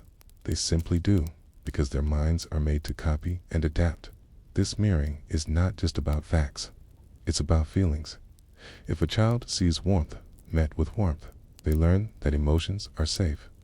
If a child sees silence met with withdrawal, they learn that feelings must be hidden. All of this wiring happens quietly in kitchens, on playgrounds, in car rides, in bedtime rituals. And over time, these repeated experiences form beliefs. Beliefs about love, about danger, about self-worth. Beliefs that feel so innate you forget they were ever learned, but they were. Which means they can be relearned, because although childhood is the most open time for shaping the brain, adulthood is still alive with possibility. You are not locked inside your early wiring. You are the gardener of your mind. And even old soil can grow new things. But to change, you must begin where the child began, with repetition, with patience, with care. This is why therapy, mindfulness, even gentle friendships can begin to untangle old knots, not by erasing the past, but by laying new tracks beside it. Because the brain does not forget easily. It scaffolds. Even now, your adult mind is layered atop a younger, quieter foundation. In moments of calm, you might feel like your strongest self, but in moments of stress, old patterns return. The child inside speaks again. And this is not weakness. It is biology. The amygdala, the brain's alarm system, remembers what scared you early, okay? And sometimes it overreacts to protect you. But with practice, the prefrontal cortex, the thoughtful part of your brain, can help you pause, breathe, reconsider. That's the rewiring. That's neuroplasticity in motion, and it's ongoing even in your 30s, 40s, 70s. Your brain can change. It may take more intention, more time, but the door never fully closes. And you have an advantage now. You didn't as a child. You have awareness. You can notice your thoughts, can witness your reactions. You can choose differently. That's the gift of a mature mind. Not just more information, but more agency. And when you bring kindness to the places in you that are still learning, still afraid, still young, you create conditions for healing. Because what children need most is what you still need now. Safety, presence, consistency. When you offer those to yourself, your brain listens and it rewires, not with speed, okay, but with sincerity. This is why gentle habits matter. The way you speak to yourself in the mirror, the the way you end the day, the way you forgive a mistake. These are the new neural messages, and they echo backward. 2. Calming the child within. Your brain is listening, always, and when it hears that it is safe, safe to feel, safe to rest, safe to try again, it begins to grow again, not wildly, but steadily, like a vine finding light after years of shadow. Tonight, as you drift to sleep, know this: your childhood shaped you. It did not finish you. You are not a final draft. You are a living sentence, open-ended, unfolding, capable of being rewritten with care. What memory might you revisit? Not to relive, but to gently reshape. Healing is not loud. It doesn't arrive like thunder, doesn't rush in like wind. Healing is the slow dripping of water over stone. It is soft footsteps across old ground again and again, until something changes quietly beneath the surface. Your brain knows this pace. It understands repetition. It thrives in the rhythm of return, not because it is lazy, but because repetition is the way it learns to trust again. When a wound forms, emotional or physical, your nervous system recoils. It tightens. It protects. This is wisdom. Protection is a kind of learning too, but the brain does not always know when the threat has passed. It keeps the alarm system on. It loops old pathways of fear, of shame, of pain. It expects the hurt to repeat, and so it prepares. That preparation becomes a pattern, a groove, and over time it feels like personality, but it is not permanent. It is practice. What was repeated in fear can be repeated in gentleness, and the brain slowly will notice, because repetition is the quiet language of healing. You cannot force it, but you can return to breath, to stillness. It's the moment where you choose not to abandon yourself. Each time you do, you are changing the script, not by deleting what happened, but by layering over it with something softer.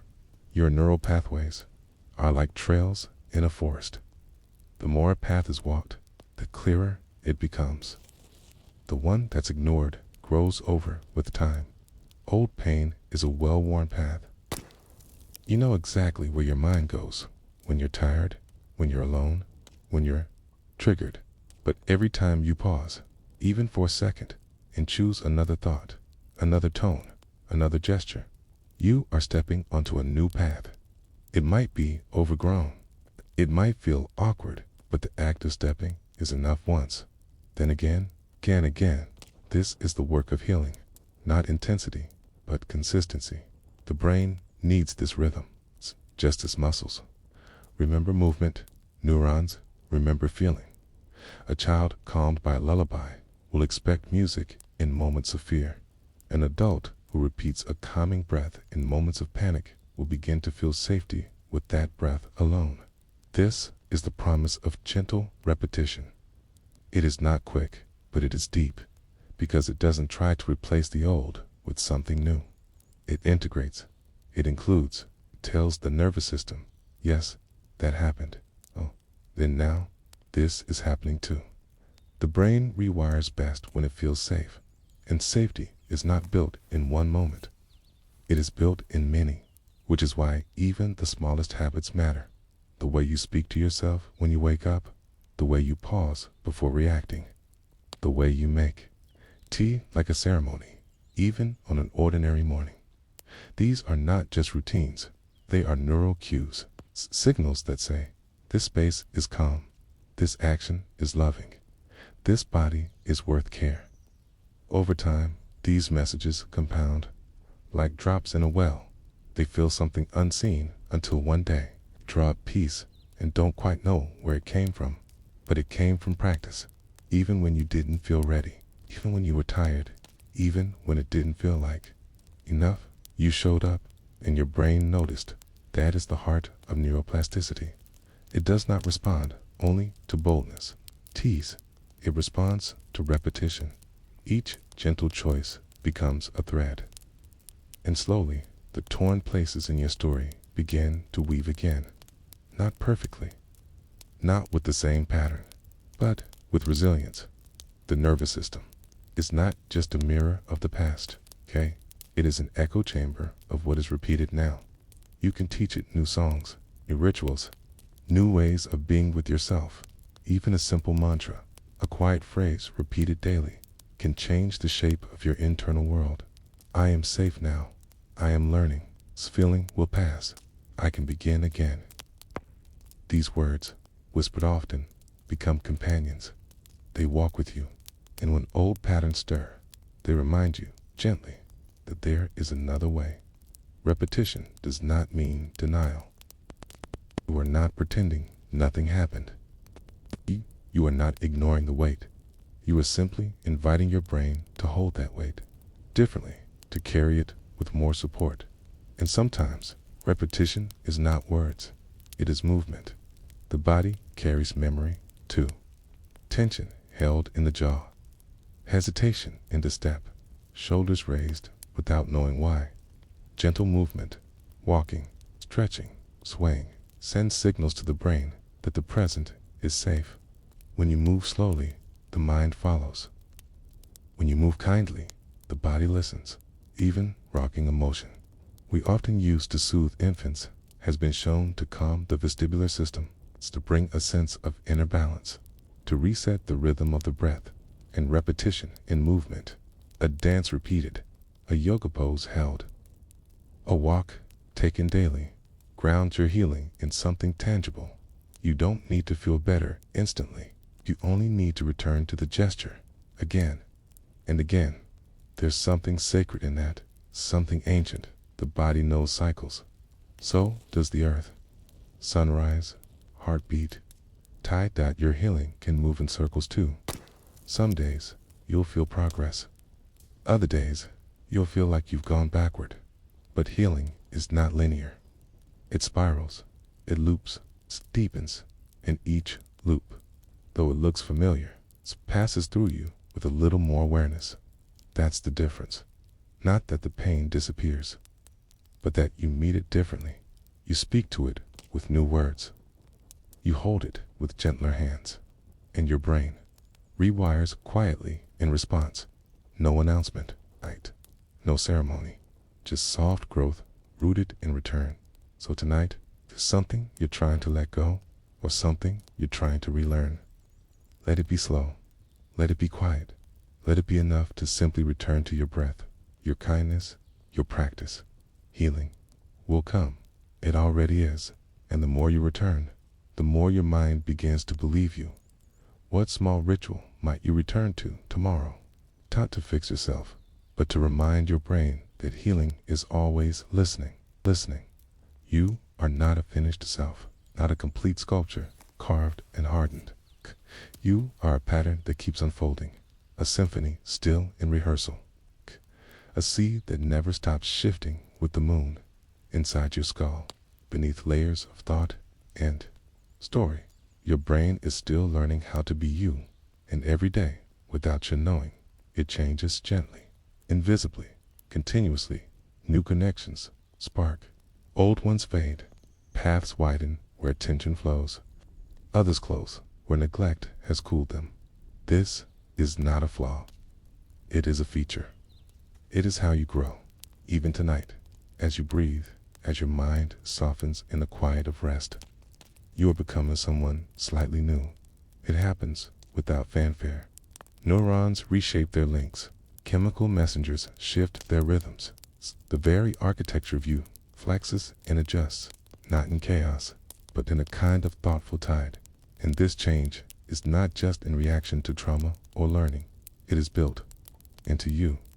You are a living invitation to transformation. What you read, what you love, what you practice, what you feel, they all carve small notes into your brain's melody, and the melody grows richer with each passing moment. Think of your brain as a forest, not a static map of trails and trees, but a living wood that rearranges itself in response to the weather of your life. A kindness received plants something. A habit repeated fosters undergrowth. A fear left unexplored marks its own shadowed corner. You are the caretaker of that forest, sometimes tending, sometimes neglecting.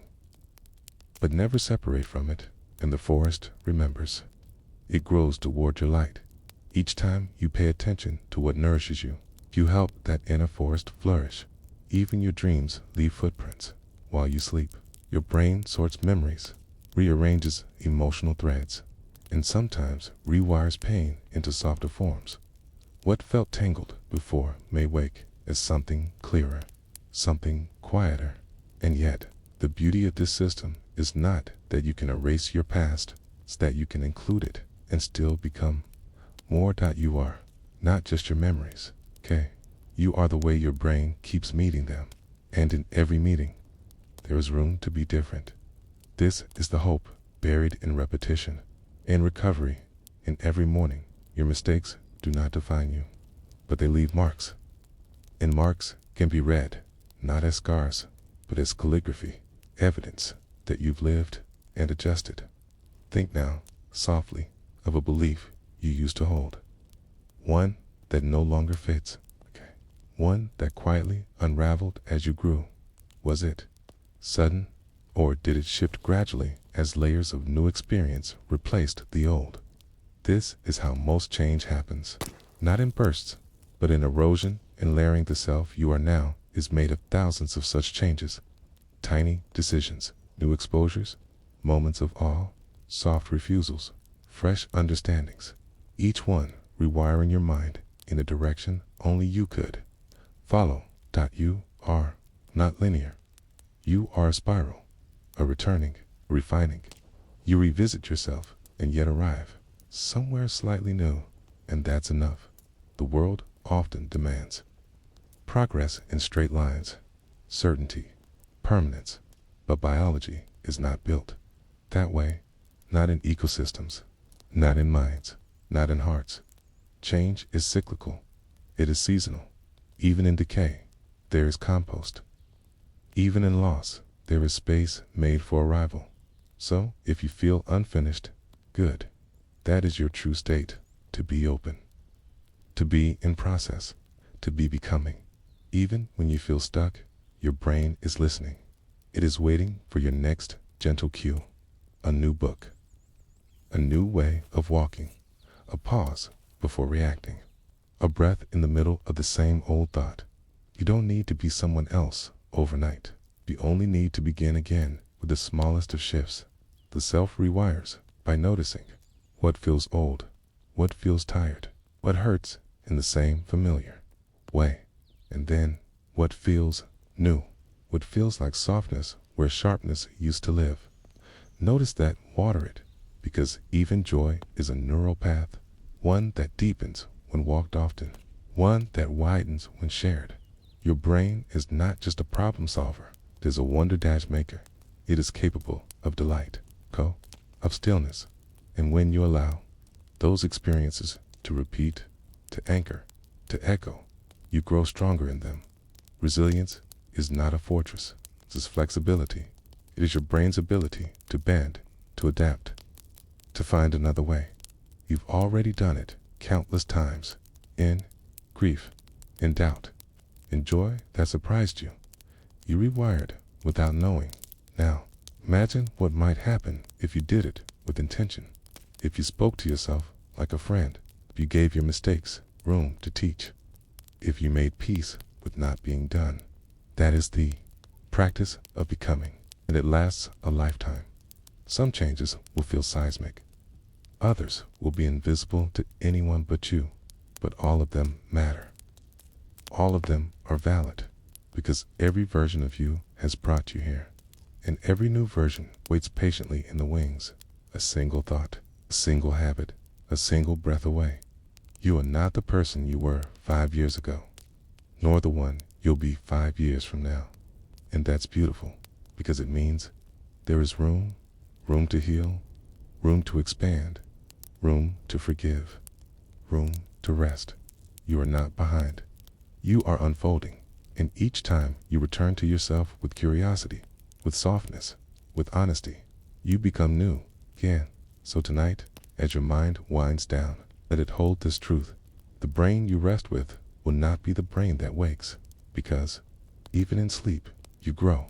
Neurons fire, circuits repair, memories drift into place, possibilities ripple beneath the surface, and you, quietly, gently, become someone new. What might tomorrow's mind feel like if tonight's self rests in wonder, wonder,